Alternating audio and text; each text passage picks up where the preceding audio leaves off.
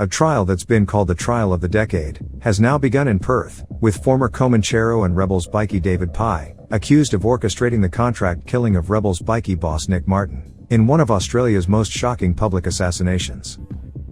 After 5 years behind the bars, Pye's day in court has arrived, with a judge-alone trial set to determine his fate. The court precinct was locked down with dozens of heavily armed officers, tactical response units, and a police helicopter hovering overhead.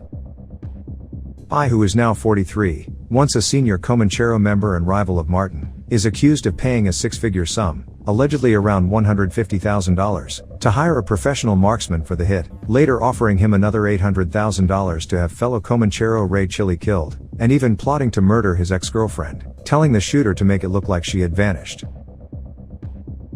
In December 2020, Martin was gunned down at Perth's Kwinana Motorplex in front of hundreds of spectators, including children.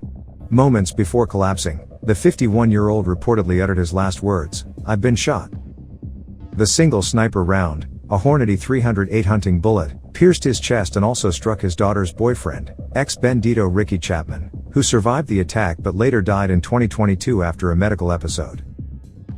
The sniper, who is a former Army reservist and base jumper, carried out the hit from a concealed position after using a drone for surveillance and training extensively with his rifle.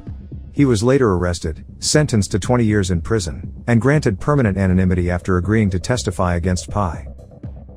Prosecutors claim that after the shooting, Pye sent the sniper coffin emojis and messages praising his work. The defense, however, argues the shooter is an unreliable witness whose credibility is deeply flawed. The assassination triggered Task Force Revello, a massive police operation targeting bikie networks across Western Australia amid fears of a gang war. Investigators eventually traced the sniper after he foolishly took the murder weapon to a gunsmith to have the barrel replaced.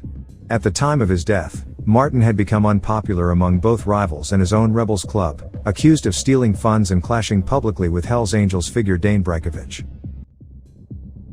Pye now faces a judge-alone trial in the WA Supreme Court, accused of masterminding the cold-blooded execution that sent shockwaves through Australia's outlaw motorcycle world.